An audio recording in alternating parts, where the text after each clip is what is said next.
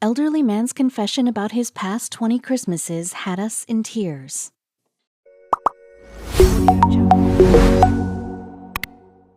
Terrence Bryan, who celebrates his 81st birthday this year, tends to keep a low profile. The Oldham-based Englishman has been retired for some time now, and though he's involved with a few volunteer groups, he's really toned down his public activities since his 20s. But after other Oldham residents got word of Terrence's eye-opening way of spending his holidays, a sudden international spotlight shone down on his life and made an impact on it forever. Terrence was volunteering with the UK charity Age UK when all the commotion happened. He'd been involved with them for about 5 years after joining one of their social engagement groups for older LGBT+ citizens called Out and About. It was Terrence's provocative volunteer work that first began to draw attention, but that wasn't the reason he first connected with Age UK. He'd come to the charity in a time of need, when he was feeling lonelier than ever before. Up until then, Terrence's life had been peppered with events that forced him to face loneliness from time to time. From the age of 20, when he first realized he was gay, he'd felt like an outsider. And it was back then that he encountered volunteer work as a coping mechanism. When I was 20, Terrence said, I couldn't understand why I was attracted to my own sex. The first thing I thought was that I must be a freak. It was the 60s, and being LGBT+ wasn't just frowned upon, it was illegal, and you could get arrested for it. In his moment of struggle, he heard of a charity, Campaign for Homosexual Equality, or CHE, that provided solace. He joined up with CHE and began campaigning for his rights and the rights of others like him. He also found another way to get involved. Terrence realized he had a passion for caring about others. That year, he decided to go into nursing, which would allow him to show kindness and bring smiles to people in need. Even if the world wasn't being so kind to folks like him, it was the beginning of a great career. For the next 10 years, he helped patients of all kinds recover from a variety of ailments. When he was 30, he made a job switch to another form of nursing. He became a caretaker for people with mental and physical disabilities. When Terrence eventually retired, he thought he was done nursing and began looking for other things to do.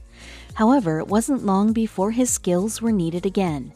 His mother, who was also his closest friend and ally, was diagnosed with cancer. Terrence looked after her as best he could, helping comfort her during the illness and minding household tasks for her. He made his mom afternoon tea, and he looked forward each year to their new Christmas tradition together.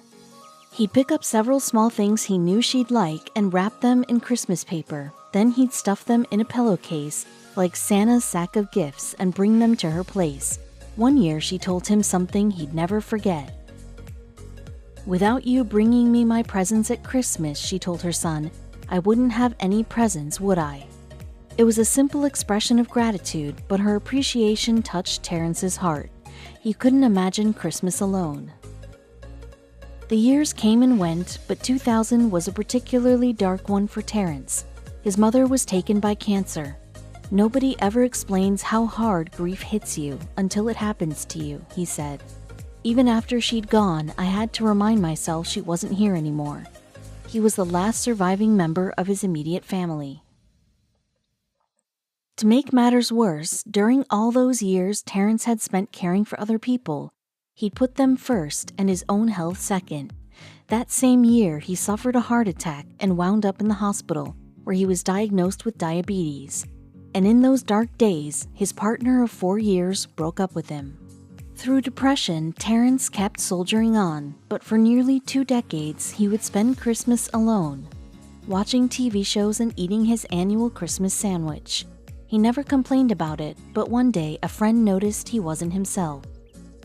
The friend connected him with the Age UK charity and its Out and About group. Uplifted by the newfound social engagement, Terrence took a 9-week computer course with the group and made several new friends. He even began volunteering to spend time with other elderly folks, particularly a lady named Nancy, a 90-year-old with dementia. Terrence's rapid turnaround caught Age UK manager Maggie Hurley's eye. She invited him to be part of Age UK's Christmas fundraising campaign and tell his story on camera. He was honest, telling about his lonely Christmases, and the ad was so successful it got the BBC's attention. Terence was invited onto the BBC Breakfast Show where presenter Dan Walker was stunned that he'd been alone for nearly 20 Christmases. So later, Dan went round to Terence's house with a film crew to pay him a surprise visit. He'd brought along students from nearby Oldham College who brought Terence a Christmas tree and decorated it for him. Terence was openly moved, weeping with gratitude at the simple gesture of kindness. But that wasn't all. The entire Oldham College choir was waiting out on Terence's doorstep, and when Dan led him to the door, they began to sing Terence's favorite Christmas carol, Silent Night. He stood dabbing his eyes and listened to the music. "Thank you so much," he told them. Soon Christmas would come, and this year he'd spend it having a festive dinner with Nancy, this woman he volunteered with. But for now, he was overcome with emotion.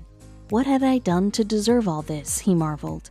The answer, half a century of selfless service to others. Terence wasn't the only man whose kindness was rewarded. Every year at Christmas, an American family in South Carolina drops everything to assemble a festive display for their community. They put up decorations and even bring in Santa for local kids. But in 2020, their homeowners association stormed in to pull the plug.